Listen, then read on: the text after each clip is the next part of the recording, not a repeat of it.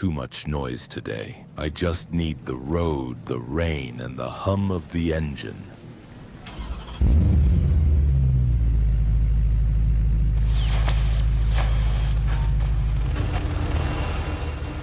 You ever notice how strange it is that the people who live closest to us often know us the least?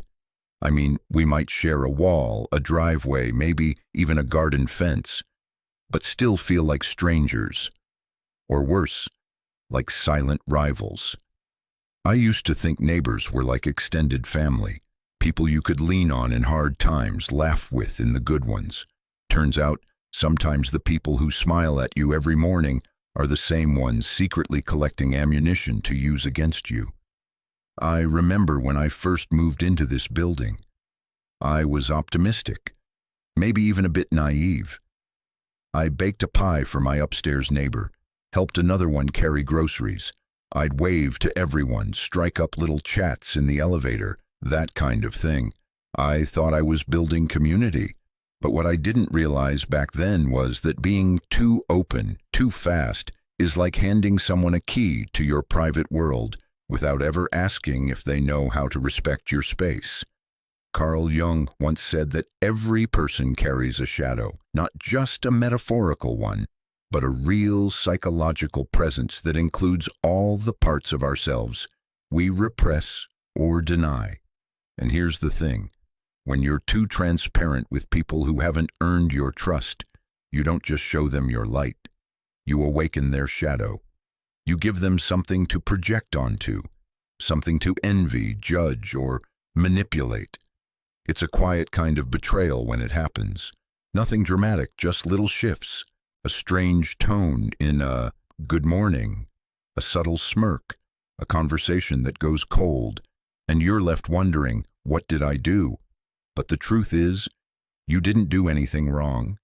You were just honest in a world that doesn't always know how to handle honesty. You were warm in a place that's used to cold civility. You gave, thinking you were planting seeds of friendship. But you didn't realize you were sowing discomfort in people who didn't know what to do with sincerity. One time, after months of friendly exchanges, I finally had what I thought was a real heart-to-heart with a neighbor. We stood in the hallway for nearly an hour talking about our families, our jobs, even some of our worries. I left that conversation feeling connected, like we'd turned a corner.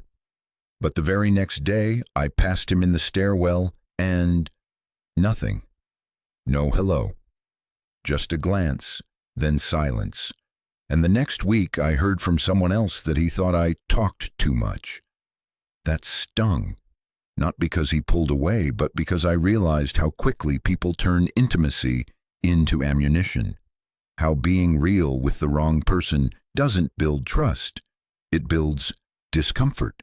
It made me look back on my childhood. On the way, my grandmother used to whisper warnings like, "Don't air your dirty laundry," or "Not everyone who smiles at you is your friend." Back then, I thought she was just old-fashioned, maybe even paranoid. But now I understand she wasn't cynical, she was just experienced. Growing up in our post-Soviet world, you learn early that privacy isn't just a preference. It's a survival skill.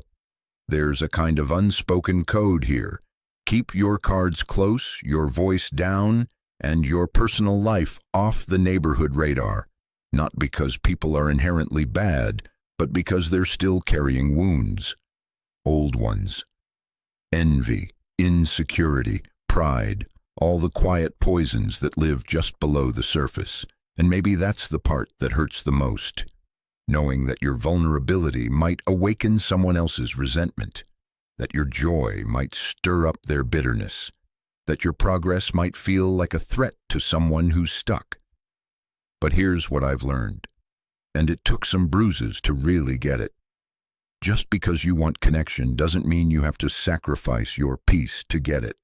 Not everyone deserves front row access to your life. Not everyone can handle your truth. And that's okay. You can still be kind, still smile, still wave. But you don't have to overshare to feel worthy of belonging.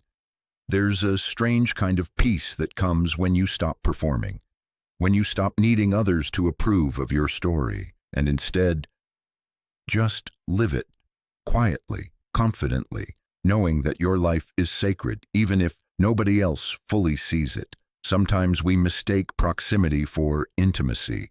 We assume that because someone lives nearby, they somehow understand us. Or worse, that they should. But true connection isn't built on distance or daily encounters. It's built on empathy, on respect, on mutual emotional safety. And if that's not there, if the shadow in someone else gets triggered by your light, you have every right to retreat. It's not rejection, it's self-protection. And sometimes it's the most loving thing you can do for yourself and for the kind of life you're trying to build. So if you've ever felt that strange shift with someone next door, if you've ever wondered why your openness led to silence, just know, it wasn't about you being too much. It was about them not being ready. And you? You're still allowed to be whole, even if others can't hold the fullness of who you are. There's something incredibly human about wanting to share good news. It's like a spark inside that needs air, a little celebration that feels incomplete until someone else hears it. When I first started finding my footing financially, picking up freelance gigs, getting some traction online, I was proud. Not in a boastful way, just relieved. Like maybe all the long nights and quiet sacrifices were finally paying off. So when a neighbor asked how things were going, I didn't hesitate. I told him, just casually, mentioned that I'd been doing some side work on the computer, picking up some freelance projects to help cover things. I even smiled when I said it, thinking maybe it would inspire him, or at least make for a friendly exchange. What I didn't expect was that a week later he'd knock on my door asking for help, not just advice or guidance, but actual work. He had a project, needed something done, thought I could just take a look. I said yes, thinking it was a one-time thing, but it wasn't. It quickly turned into him assuming I'd do things for free, because we were neighbors, because I had the skills, because he thought he was entitled to my time now that he knew what I could do. When I finally brought up compensation, the whole tone changed. Suddenly, I wasn't helpful. I was greedy, selfish. He said things like, "I thought we were cool," or "It's just a small favor." And before I knew it, our entire relationship shifted. That light sense of camaraderie evaporated. He stopped saying hi. I caught him talking to others about me, making little comments, subtle digs. And I realized it wasn't the money. It was the discomfort. My success, even a modest, hard-earned one, made him feel something he didn't want to confront. Maybe envy, maybe inadequacy, maybe a deep resentment that I had something he didn't. That's when I started seeing the pattern. It wasn't just him. Every time I mentioned something positive, a new gig, a tech upgrade, a personal win, I could feel the room shift. The congratulations were thin, the interest performative, and sometimes the silence was louder than any words. It hit me that we don't live in a culture that easily celebrates others, especially not quietly, especially not in small communities where comparison is constant and boundaries are blurry. Carl Jung talked a lot about projection, how we unconsciously cast our own unmet desires or hidden resentments onto others, and that's exactly what was happening. My neighbor wasn't upset with me. He was confronting parts of himself that my growth stirred up. I became a mirror, one he didn't want to look into, but you know what? That's not my responsibility, and it's not yours either. We're not obligated to dim our light to make others feel comfortable. We're not required to shrink our progress just to protect someone else's ego, but we are allowed to choose discretion, not out of fear, but out of wisdom. We get to decide what to share, when to share it, and with whom. And sometimes the safest answer is, nothing much, just staying busy. I used to feel guilty about that, like I was hiding something, like being vague meant I was being inauthentic. But the truth is, protecting your peace is a form of authenticity too. It's knowing that your joy doesn't need to be validated to be real. It can exist quietly, deeply, in a space only you inhabit, and still be sacred. Over time, I've learned to keep some victories private, not because I'm ashamed, but because I've seen how the wrong ears can distort the truth. How what you meant as a lighthearted share can turn into gossip, resentment, or manipulation. It's strange. The moment people know you're doing okay, they start to do the math. They think in terms of favors, loans, leverage. It's not even always malicious. Sometimes it's just survival instinct, old wounds, scarcity mindsets. But regardless of the reason, you end up in a position where your worth is measured not by who you are, but by what you can give. And that's a dangerous space to live in. So now I practice emotional minimalism. I share but sparingly. I celebrate but inwardly. I let people earn their way into the intimate corners of my life. Not by default, not just because they're nearby, but because they've proven themselves safe. And when someone asks how work is going, I smile and say, keeping busy, because that's the truth and it's enough. So if you've ever felt that sting, that shift in someone's gaze after you shared something you were proud of, you're not imagining it. And you're not wrong for pulling back. You're just learning to protect what matters. Your story is still yours, and you get to decide who gets to read the next chapter. There's a strange vulnerability that comes when you try to be honest about your past, especially the parts you're not proud of, the things you've worked hard to leave behind. You tell yourself that if you've grown, if you've changed, then maybe people will see that. Maybe they'll understand. Maybe they'll even respect you more for it. But it doesn't always work that way. There was a time I felt ready to open up, to be real about some of the things I'd done when I was younger. I wasn't a criminal mastermind or anything, but I had made bad decisions, gotten caught up with the wrong people, said and did things I regretted. I'd spent years rebuilding, not just my life, but the way I saw myself. And then, in a moment of what I thought was connection, I told a neighbor. I don't even know why exactly. Maybe I was tired of pretending. Maybe I thought he'd get it. Maybe I was just craving some kind of raw, unfiltered truth between two adults who had both seen life in its darker shades. He nodded, said it was cool, that we all had a past. I felt relief. 2 weeks later, that same neighbor tried to use my story against me. Not in a loud, obvious way. It started with small hints. A comment about how I probably knew some tricks when we were talking about a break-in nearby. A joke about me being the tough guy in the building.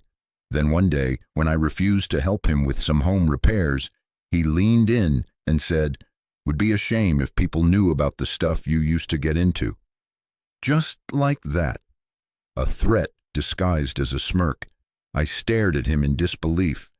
I could feel the blood leave my face. And in that moment, I realized something that hit harder than the betrayal. No matter how much you change, some people will never see past your history. They'll use it as leverage, as ammunition, as a way to control you.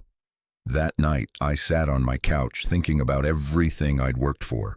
The person I'd become, the peace I'd earned, and how one moment of trust, one attempt at honesty nearly shattered it. Jung once wrote that our shadow contains not only the bad we hide from the world, but also the strength we haven't yet owned. And I thought about that. How maybe the real mistake wasn't telling my truth, but telling it to someone who wasn't strong enough to hold it. We live in a world where redemption is romantic in books, but inconvenient in real life. People love the idea of transformation, as long as it's tidy, as long as it doesn't make them uncomfortable. But real change is messy. It comes with scars, with shame, with stories we wish we didn't have to carry, and when you open up to the wrong person, they don't see your growth. They see an opportunity. But I'll say this, I didn't cave to the threat. I didn't apologize or explain. I looked him in the eye and told him, calmly, "If you're going to tell people about my past, go ahead, but make sure you include how far I've come." He never brought it up again, but we never spoke after that either. It's not easy living with the weight of your own shadow, especially when others try to use it to define you. But that's the thing about healing. It's not for them, it's for you, and you don't owe anyone your story, not unless they've earned the right to hear it, not unless they're capable of seeing you as a whole, not just a chapter. These days I carry my past differently. I don't hide it, but I don't offer it up like a gift either. I protect it like something sacred because it is. It's proof that I've fought battles and walked out alive. So if you've ever shared something personal and had it thrown back at you, please know that doesn't make you weak. It makes you brave. And next time, you'll know better. You'll choose more wisely. And that doesn't mean you're closing off. It means you're evolving. And if someone ever tries to reduce you to your past, remind them, the past is a place you've been, not a place you live. There's a moment, a very specific kind of moment, when you realize your home doesn't feel entirely like yours anymore, when the air inside your own walls carries the faint echo of someone else's presence, not a stranger exactly, but not someone who belonged there either. That's what happened after I made what I thought was a harmless decision. I was heading out of town for a 10-day trip, just a break, nothing extravagant, some rest I'd earned after months of work. I told my neighbor, the one I trusted most, that I'd be gone and asked if his wife could water the plants a few times. I even gave them a spare key. We'd shared dinners before, watched each other's pets, borrowed tools. It felt normal, safe. I came back to a spotless apartment. At first glance, nothing was out of place. But there was this feeling, like someone had moved through the space a little too freely. The cushions weren't quite how I'd left them. My favorite coffee mug was drying on the rack, and on our new bed, the one my wife and I had saved up for, there was a long dark hair. That might sound small, even silly, but it hit me like a punch. Later that evening, I asked about it, and with this offhanded casualness, my neighbor said, "Oh yeah, my brother and his girlfriend stayed a few nights. Just thought it'd be more comfortable than their place. Hope that's okay." No apology, no sense that anything was wrong. It wasn't just a line that had been crossed. It was like the entire concept of boundaries had evaporated. I didn't know how to respond.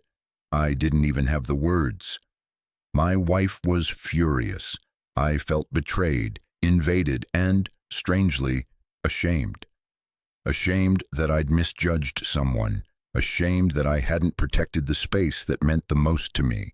We didn't speak after that. Not really. There was a heated confrontation, some yelling, maybe even a shove, then silence, and a crack in the neighborly facade that never healed. Jung said that when we ignore the darker aspects of people, when we project goodness onto others without discernment, we do so at our own peril. That truth hit home harder than ever that day, because the danger wasn't in trusting someone. It was in assuming they saw the same sacredness in my space that I did. That moment changed how I move in the world, not in a paranoid way, but in a quieter, more intentional way. I stopped announcing my comings and goings, stopped giving away timelines or travel dates. I learned that sometimes even well-meaning people can't help but overstep when given the chance. And it's not always malicious. Sometimes it's just thoughtlessness, a lack of awareness, a belief that closeness equals entitlement. But that doesn't make the impact any smaller. What I took from that experience was this: my home is not just a place I sleep. It's where I heal, where I think, where I create and cry and recharge. It's where I come back to myself. And that space deserves respect. It deserves protection. And if someone doesn't understand that, if they see it as just another place they can access when convenient, then they've forfeited the right to be part of it. After that, I started being more vague when people asked about trips. Maybe going somewhere. Not sure yet. Still deciding. It felt strange at first, like I was hiding something. But I realized I wasn't hiding. I was preserving. There's a difference. I think sometimes we confuse openness with connection. We think that sharing details makes us closer to others, but real connection doesn't require a schedule. It doesn't ask for your itinerary. It asks for trust, respect, and boundaries. And if someone can't honor those, they don't deserve deeper access. I still believe in kindness, still believe in community, but now I also believe in locks, both physical and emotional. I believe in the right to say no without guilt, and I believe that my peace, my inner sense of security, is worth more than someone else's comfort. So if you've ever felt guilty for holding back, for being vague, for not inviting others into every corner of your life, let me just say this. You don't owe anyone your transparency, especially if that transparency puts your safety or serenity at risk. Your space is sacred, your silence is sacred, and protecting both is not selfish. It's wisdom born from experience. I think one of the most fragile illusions we carry is the belief that our personal life, our relationship, our family, our home dynamics can remain untouched if we simply pretend no one notices. But walls, no matter how thick, don't always keep things in, especially not the sounds of arguments, especially not tension. I learned that the hard way. There was a period when things between my partner and me weren't great. Nothing catastrophic, just worn down. The daily grind, unspoken frustrations, the little resentments that build when no one wants to start a fight, but everyone wants to be heard. One night, it all came out. Loud voices, slammed doors, raw honesty wrapped in heat and hurt. It wasn't our proudest moment, but it was real, human, messy. The next morning, as I was heading out, I ran into a neighbor in the stairwell. She smiled, one of those smiles that felt more like a smirk, and said, "Hope today goes better than last night." We heard quite a show. Then she winked, like we shared some inside joke. Only I wasn't laughing. I don't know if it was embarrassment or anger that hit me first, but what stayed with me was something deeper, this feeling of exposure. Like our private struggle had been dragged out into the cold public air and pinned to the wall for all to see. And it wasn't just that one moment. After that, it felt like people looked at us differently, a little longer, a little closer, with curiosity, pity, judgment. That's when I started to understand why our grandparents always whispered things like, "Don't bring the family's business into the street." It wasn't about shame, it was about dignity, about protecting something intimate from being diluted by public perception. Carl Jung talked about individuation, the process of becoming whole, of integrating all the fragmented parts of ourselves. And for many of us, that process begins at home, in our relationships, in the way we confront or avoid conflict, in the way we navigate love, disappointment, longing. But when your private life becomes public fodder, it stops being a space of healing. It turns into a performance. You start to edit yourself, even inside your own house. You argue more quietly, or not at all. You don't reach for each other, not because the love is gone, but because the audience might still be watching. And that's devastating, because your home is supposed to be the one place where you can fall apart and put yourself back together without needing to explain the process to anyone. I started to notice how even small things, a sigh, a slammed drawer, footsteps pacing too long, were being observed, noticed, filed away by neighbors who had nothing better to do than piece together your life from behind their curtains.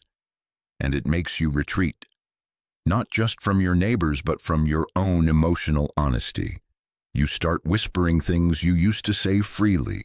You tiptoe around your own emotions, because somewhere along the line, your home stopped feeling like yours. But I'll tell you what changed it for me. One day, I caught myself hesitating before opening my front door, just standing there, hand on the knob, wondering who might be in the hallway, what they might hear, and I realized I was living in a cage built from other people's opinions. And the door? It wasn't locked. I just forgot I could walk out. That day, I made a decision. I stopped caring what they thought. I stopped adjusting my voice, my life, my marriage, to fit the imagined comfort of people who never once asked how we were doing, only what was going on. But more importantly, I started building emotional walls inside my physical walls, not to shut out my partner, but to shield our relationship from the weather of the outside world. I stopped venting in the stairwell. I stopped answering nosy questions with anything other than, "We're good, thanks." I chose my words the same way I chose my furniture, intentionally, for comfort, not display. We still argue sometimes, that's just life. But we do it with care now, with the understanding that our relationship isn't a spectator sport, it's a sacred space. And the less noise we invite into it, the clearer we can actually hear each other. So if you've ever felt the sting of your private life being too visible, if you've ever been the subject of whispers because someone overheard your worst day, I want you to know this: you're not alone, and you're not broken, you're human, but you don't owe your healing to anyone else's curiosity. Let them speculate, let them gossip. They don't get to write your story, because the real work, the hard conversations, the silent forgiveness, the midnight apologies, that's all happening where it matters most. And no one needs to understand it but you. There's a kind of freedom that comes when you stop explaining yourself, when you realize that not everything about your life needs to be on display, not your money, not your struggles, not even your gifts. But for the longest time, I didn't see it that way. I used to think that being open about everything made me more relatable, more real. If someone asked how much I made, I'd answer. If they wanted to know how I managed my budget or where I kept my savings, I'd tell them. If they complimented something I owned, I'd tell them exactly where I got it and how much it cost. I thought I was being generous, helpful, honest, but there's a thin line between openness and exposure, and I crossed it more times than I can count. It always started the same way, a casual conversation, a neighbor making small talk, maybe admiring my new TV or asking how I managed to afford a certain appliance. And without hesitation, I'd share the full story, maybe even a little too proudly. And slowly, almost imperceptibly, things would change.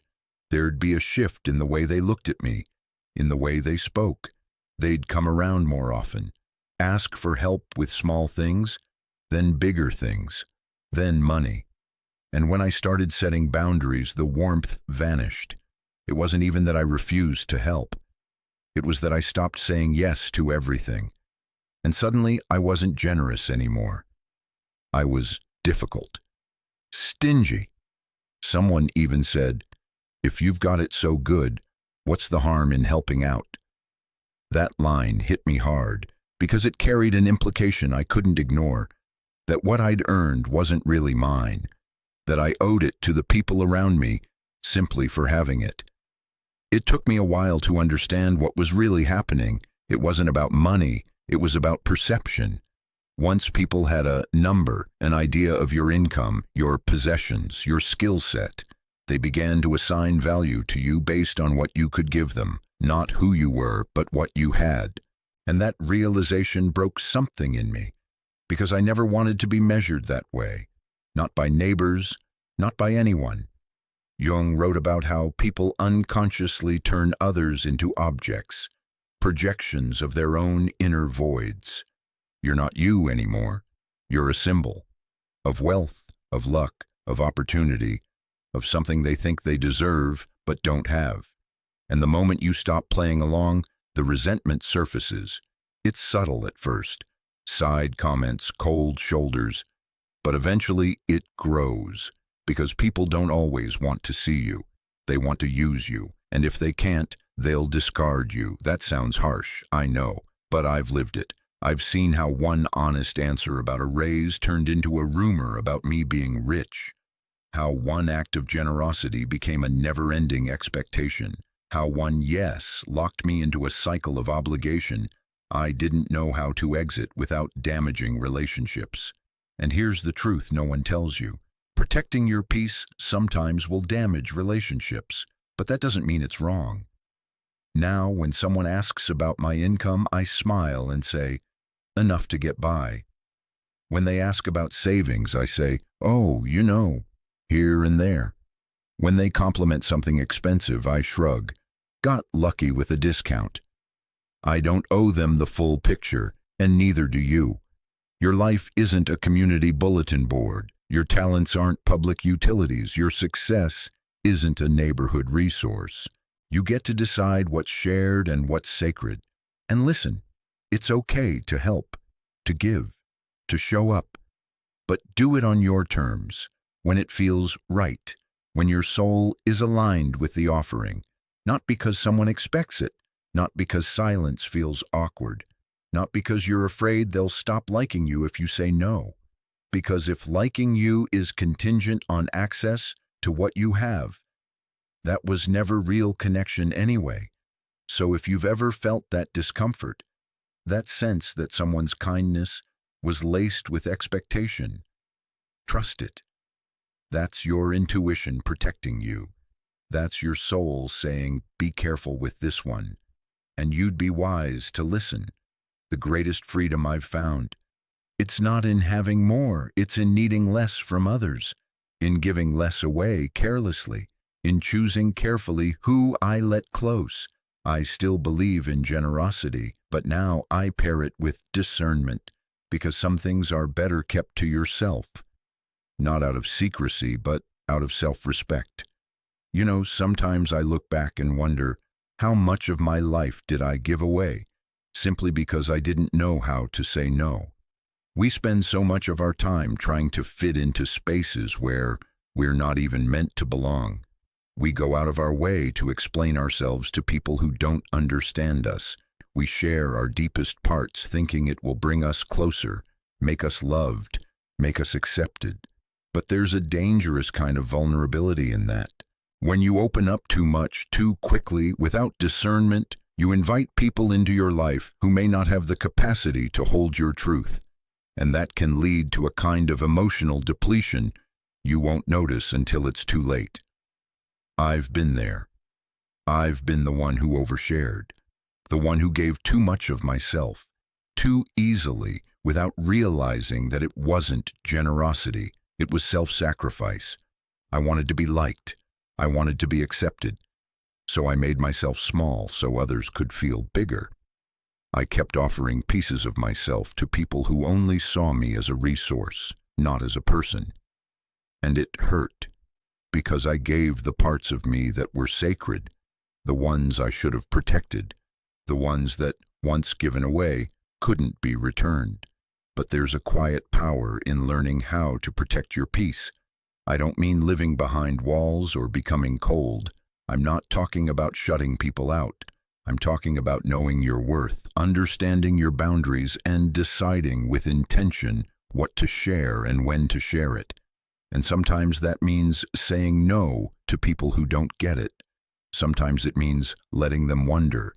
It means letting them fill in the blanks, even if it makes them uncomfortable. I've learned that not everyone gets to know everything about me, and that's okay. It's not about hiding. It's about choosing who gets the privilege of seeing the real, unfiltered parts of who you are. Not everyone is capable of handling that. There's something profoundly liberating about keeping some things to yourself, about learning that your worth is not determined by what you can give away, but by what you decide to keep for yourself. What you keep sacred in a world that constantly demands more honesty, more openness, more transparency. The most powerful act of rebellion is to claim your own space, to say, this part of me is not for you. And if they don't understand, that's not your problem. There's freedom in restraint. There's power in knowing that some things are too precious to share, too vulnerable to expose to the world. And the more you protect those parts, the more you discover how strong and whole you truly are. Because here's the thing, the world doesn't need to know everything about you to love you. Your friends don't need to see every corner of your soul to accept you. And the people who truly care about you, they'll respect your boundaries. They'll see the parts of you that matter, and they'll cherish them without demanding access to everything. It's the people who can't respect your boundaries who are the ones that will drain you. They're the ones who will take without giving, use without appreciating, and then wonder why you're exhausted when you've given all you had. But here's what I've learned. You can't pour from an empty cup, and you can't heal if you're constantly being bled dry by people who don't deserve your openness. So I guard my peace now. I protect my sacred spaces, and I choose wisely who I let in. And if someone tries to take more than I'm willing to give, I step back. I create distance. I don't explain myself. I don't owe them an apology for keeping parts of myself whole. This is my life, my story, and the parts of me that are truly mine, they belong to me, not to anyone else. If this felt meaningful to you, it might mean something to someone else too. So hit like, leave a comment, or subscribe. That's how YouTube knows to share with others. Maybe together, we can help someone see things a little differently.